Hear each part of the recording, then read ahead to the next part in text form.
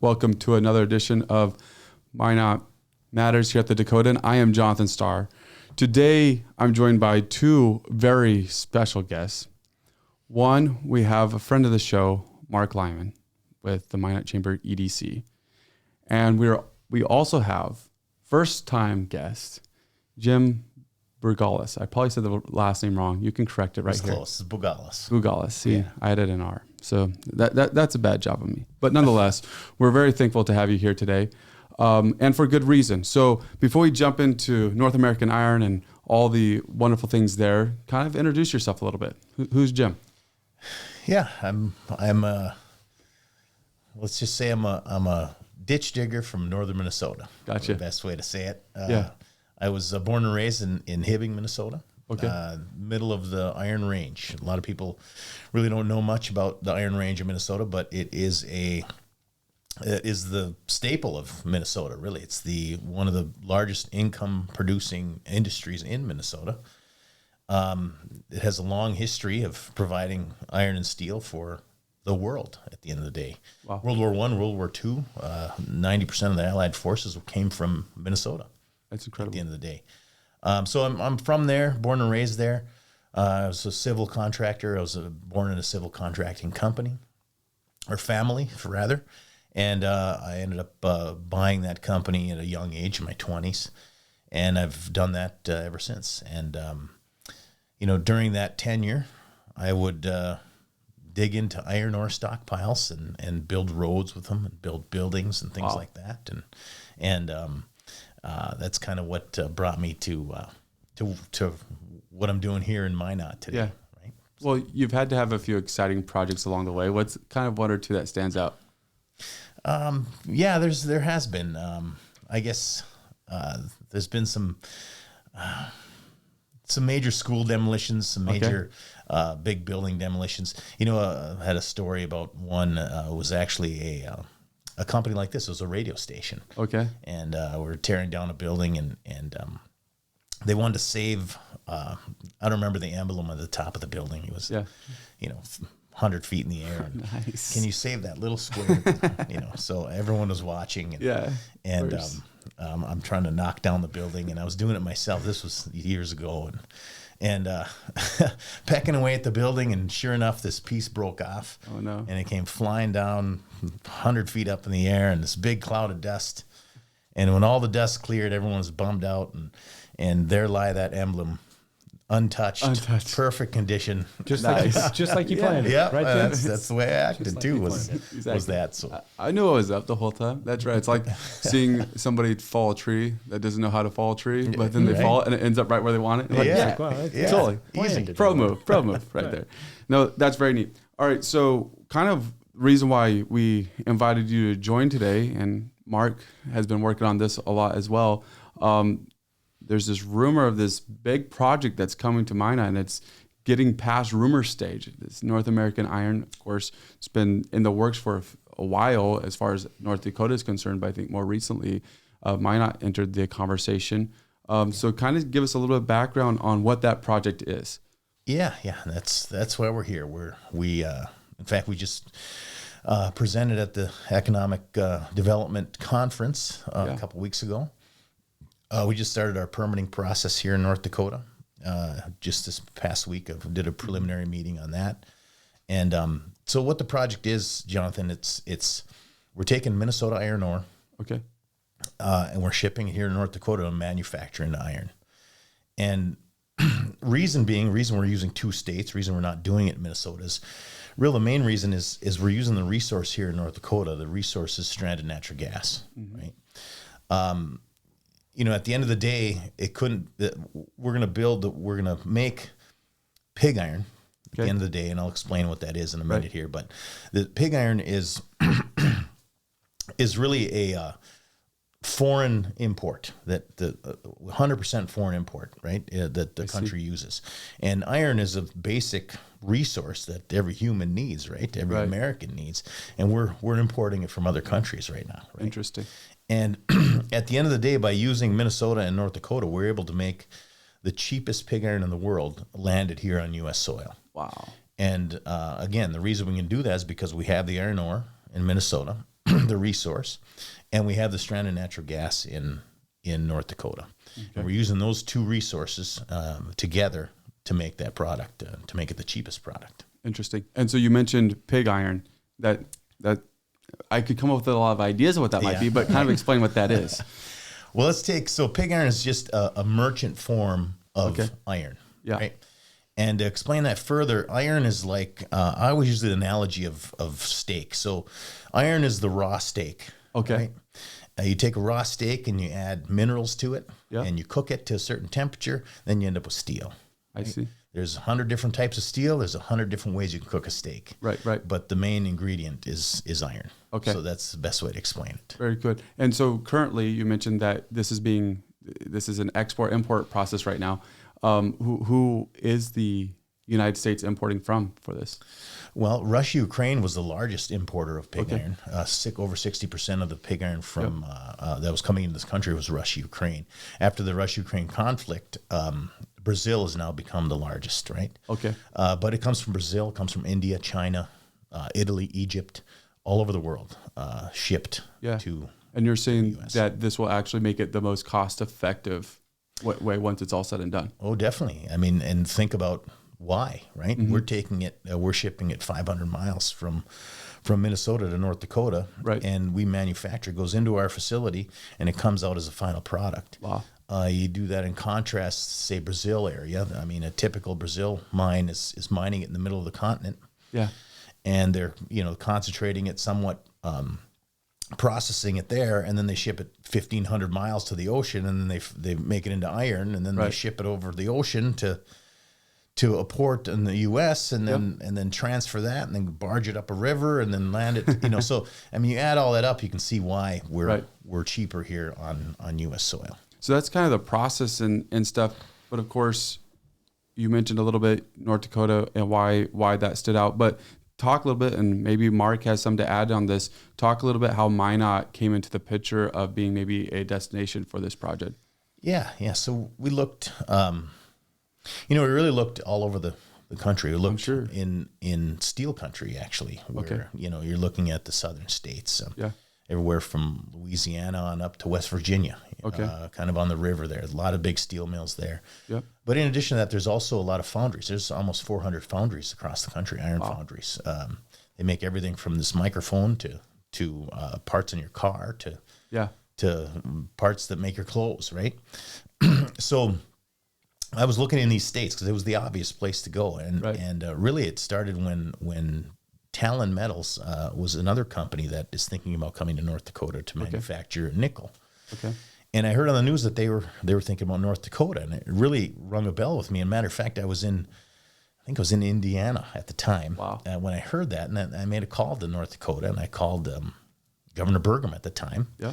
I got a call within 24 hours. I got a call back. It was pretty amazing. And then the North Dakota Department of Commerce was very inviting. And what I learned was the natural gas, right? The natural gas, the natural gas, stranded natural gas problem. And I also learned about CO2 sequestration and the benefits of that. Learned that our project actually emits CO2, right? To the point where it's almost emitted ready for sequestration or food grade use or whatever it may be. Mm-hmm. So then I started looking in North Dakota at different locations, and Minot was one of the early locations that we looked at with Mark, and natural gas was a problem. Well, as you know, in the last few years, natural gas has been a big talking point in the state, and we were able to make a deal with WBI and start a Minot industrial project with them to run a gas line from Tioga to Minot. Wow! And that really opened up Minot's the option for Minot for our site. And you couple that with Minot's rail benefits, and then that's what really brought us here at the end of the day. And of course, Mark and his team, right? They're the nicest guys. Thanks, Jim. Yeah, Mark, why was this project so interesting to you guys as you were kind of working on it? Early in the process, I mean, we raise our hands for a lot of different projects. Yep. We have available land on the east side of town. We have a growing community. We have a community that embraces good industries. We've got the railroad access. We've got the interstates. We've got an international airport. We have a lot of great things going for us when it comes to these businesses. And when Jim and I had good conversations and realizing the opportunity, the distance, shipping something only 500 miles is really valuable for him. And having the acreage that we have, it made it an easy win. I say easy. It takes a long time to get an easy win, but it makes it an opportunity for us to say, let's work on this project. Let's support what Jim's doing. Right. It manufactures stuff in North Dakota from Minnesota.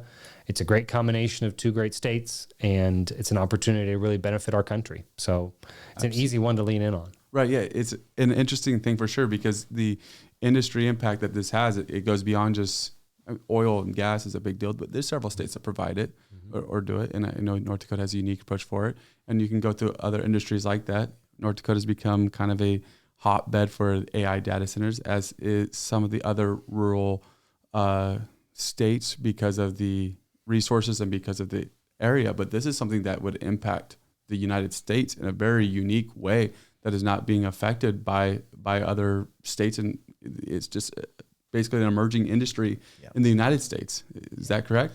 Oh, very much so. Right. And a lot of people hear about the tariffs now, but a lot of people didn't really notice the tariffs in 2017. Yeah. So 2017 tariff amendment, or the Section 232 bill, really tariffed steel and aluminum 25%. Okay. Now that got pulled back. I think it was for everyone, and then they said maybe not Mexico, maybe not Canada. Yeah. And I think the Biden administration, maybe not Italy, maybe not a couple other countries. I'm not sure which ones, but still, for the most part, it was still tariffed. Right. And what that did, that caused the incentive for the U.S. steel industry to spend $20 billion since that time till today. In fact, there's one plant still being finished, I believe in West Virginia, that increased steel production by 25 million tons in this country since 2018. Yeah. Now, during that time, unfortunately, in 2022, you had the Russia-Ukraine conflict. Yeah. And that conflict, as I said earlier, 60% of the pig iron that was coming in this country came from Russia-Ukraine.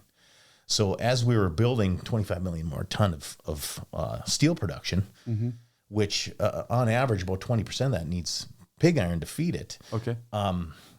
We'd lost 60% of the income, or the feedstock.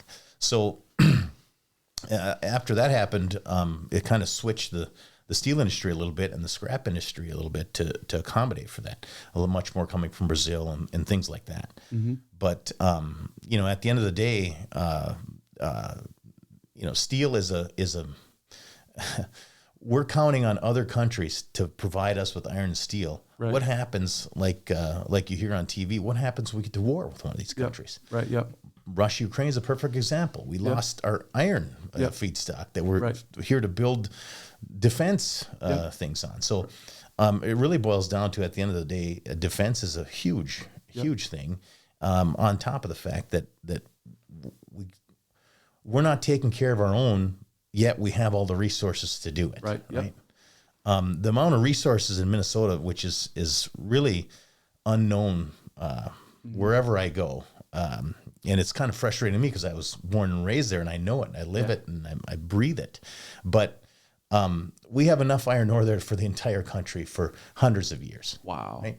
Yet we're buying all this iron and steel from all these other countries. So that's really the crux of what our project is, and why we're doing it is just that, right? Why do it? Why are we buying from all these other countries? No, that's huge. And when you talk about it, this is not something that is going to be here for 20 years, 30 years, and then you're going to look at, all right, is this sustainable still?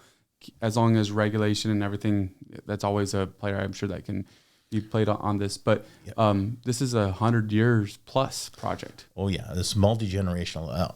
Our product is, we're just scratching the surface on the product demand in the U.S., or a fraction of it. And the amount of iron ore feedstock we have is, like I said, hundreds of years. Yep. Interesting. All right. So obviously you mentioned east side of Minot is kind of where this project is going to go in at. How big of a footprint are we talking here? We've seen the estimates of the acres and all that, but let's hear it from your guys' mouths. How big of a project are we talking about here?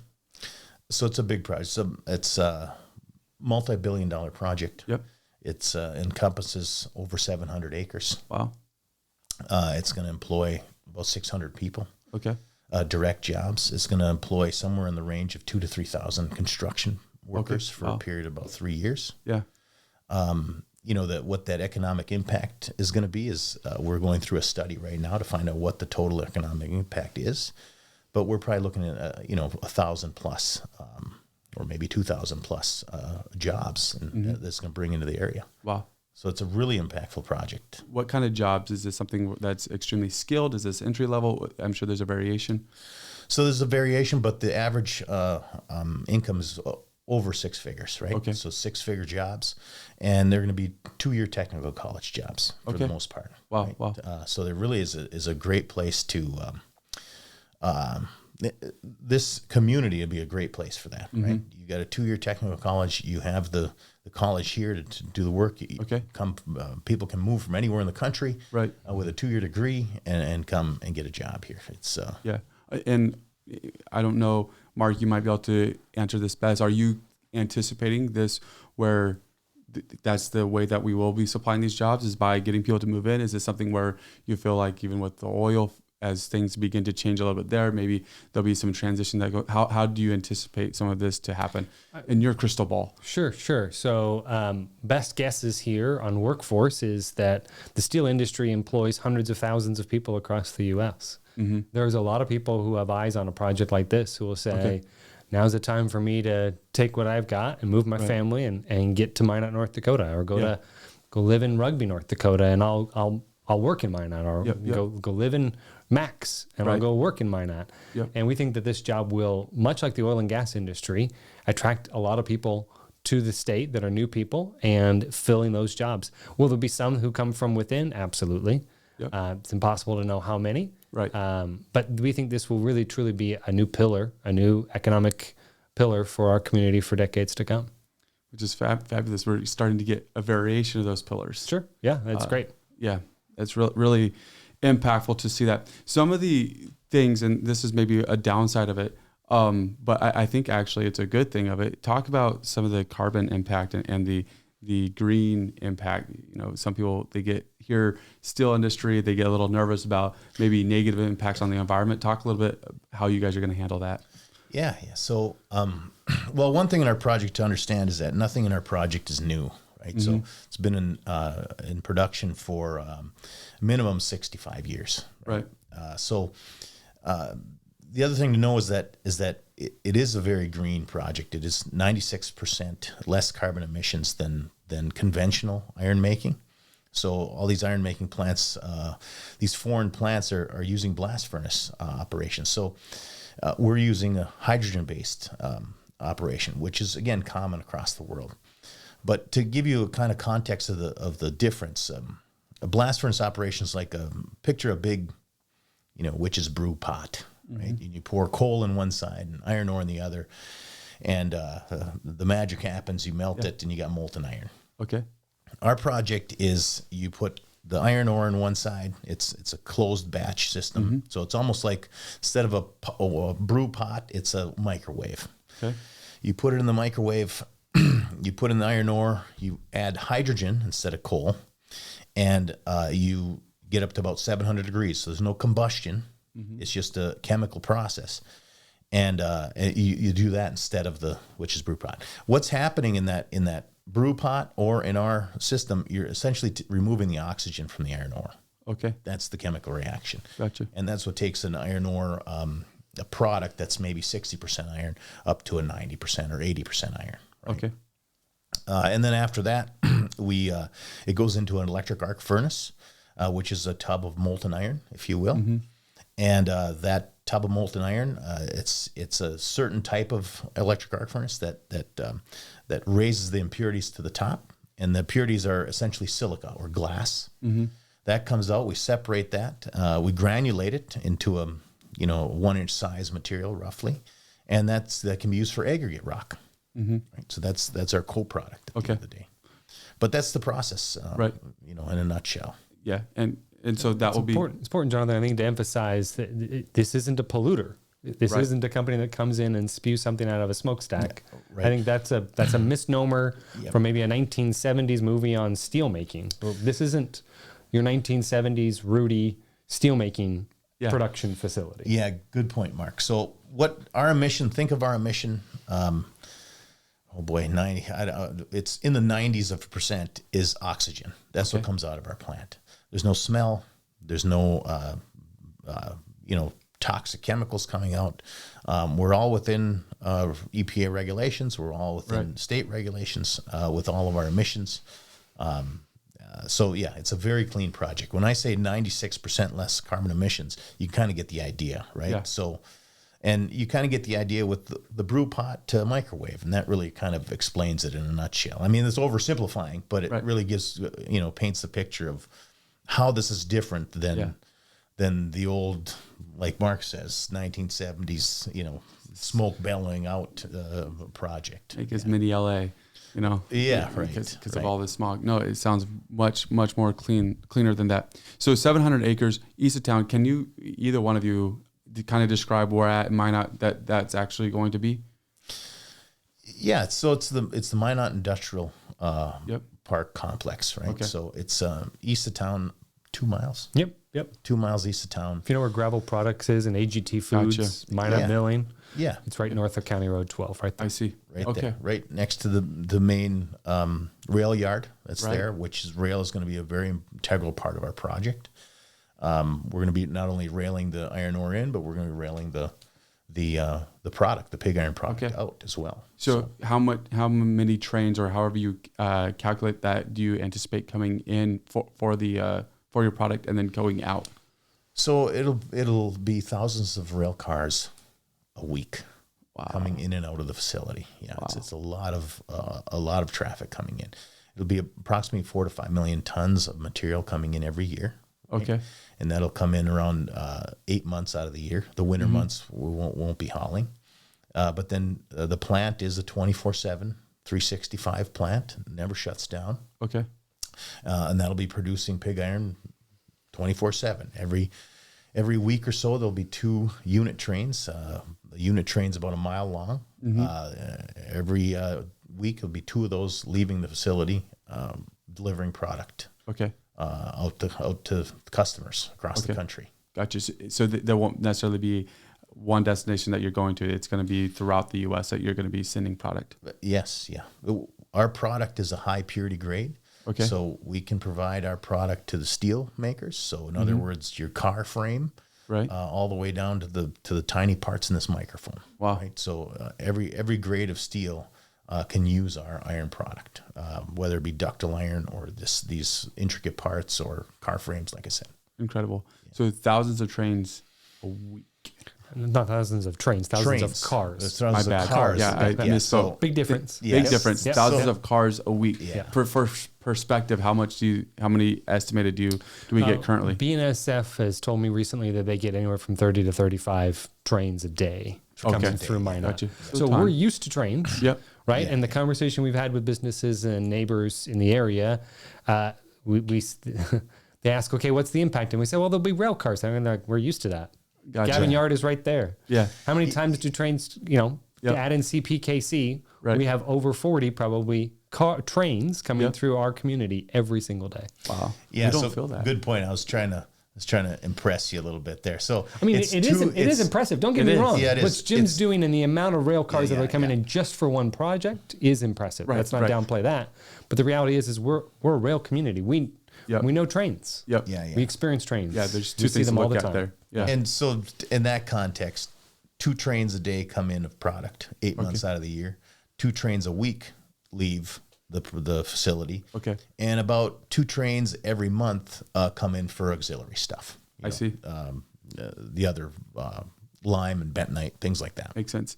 And so during the winter, obviously, I'm sure it's harder to transport it potentially with weather. Is that kind of why it's not coming in during those times? Right. So picture an iron ore is like a sand. Okay. So a sand would stick to a rail car I see. in freezing temperatures. So see. it doesn't make sense to haul it. So will that slow down the facility during the winter months? No. So there'll be a storage area for the material during the winter months. Yeah. I see. Yeah. Very good. Interesting. Well, yeah, that'll keep the tracks warm. It will. That's right. But they stay busy year round, and this will just be another great project that partners with our rail partners. Exactly. And I think that's important because what you're saying is it is going to have a huge impact on there. But it also let us not forget that it's not going to blow up the community, that we're going to be like another train going through our town. We're used to that. We're used to that part as well. I think that's important to be highlighted there. Yeah, we're only adding a couple of percent to the rail traffic. What's exciting is that it's a specific project going with a great need, developing an awesome resource that we need here in the U.S. So we kind of like talked about it at bits and pieces throughout, but let's kind of establish a pure timeline on what's happening. Obviously, you've already been in this process to date. You've been working, you mentioned you're working on permitting and things like that. Potentially construction on the site could kick off as soon as I'd say late 26, early 27. Okay. Is the plan, right? Right. So, and we started permitting in 24. Okay. We'll be complete with permitting in 26. Right now we're on schedule. Yep. Right. Everything's running on schedule. And a lot of that is the fact that I talked about earlier. Nothing here is new, right? Everything's been built over and over again. Not only are we using the equipment that's built over and over again, but we're using the engineers and all the people involved building these things. We're using the same ones. Right. And so that really helps things along as we go through the process. You're looking at about a 3-year construction time period? 3-year construction time period, 26 through 29. And we're looking at production in 2029. And during that time, there'll be an influx. You said there's potentially 1,000 to 2,000 jobs as far as the working on the facility. The construction of the facility will be, in that 2,000 range, something like that. And then a big ribbon cutting in 2009. 29, yeah. That'd be 2029. Yeah, that's better. That'll be pretty exciting. And then we'll be off and running. At that point, is the facility going to expand up, or right out of the gate, are you going to be looking to fill 600 plus jobs? How does that part work for you guys? No. So it's there's no stepping, no phasing. The project will be 2 million ton from the beginning. Wow. Right. Incredible. Yeah. Well, I think I'm sure we only scratched the surface of the story, but I think it pretty well outlines what's going on here. As we come to a close for this conversation, I want to go back to kind of where we started a little bit and talk about why Minot, just for a moment. So we understand that you don't go spin the globe, point to Minot. There was a lot of research that you did throughout the United States as far as that location. But as you began to pinpoint North Dakota, there was other locations you even looked at in North Dakota, I believe. And as you began to have the conversations with Minot, what made that to seem the obvious fit? You mentioned some of the industry that's here. Beyond that, what made Minot maybe a good fit? Well, the other thing that made Minot a good fit, it's a really great community. Mm-hmm. They got great schools here. They've got great the hospital, brand new hospital. The community overall is a really good community. It's a sizable community. I mean, the greater area is at 40 to 50,000 people. Is that right? And that really helps our operation. You go anywhere else in North Dakota, typically you're out in the country with a big industrial rail site. And so that combination really made Minot shine, out of all the other locations we looked at in the state. Very good. And Mark, question for you. With something like this coming, does this maybe mean that Chick-fil-A? Well, you never know. You never know.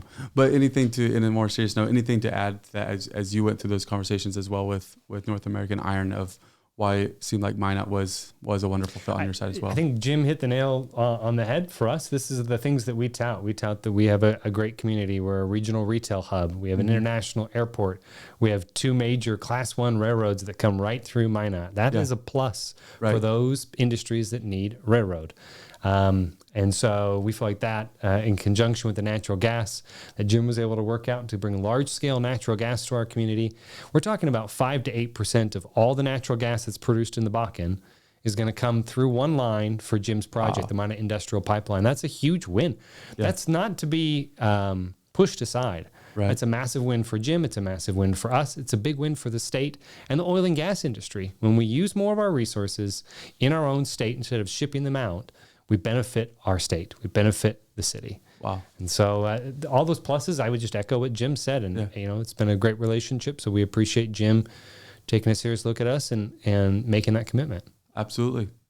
I appreciate both of you guys coming on today, sitting down and have a conversation. Yeah, anytime. Perhaps we'll have to do it again.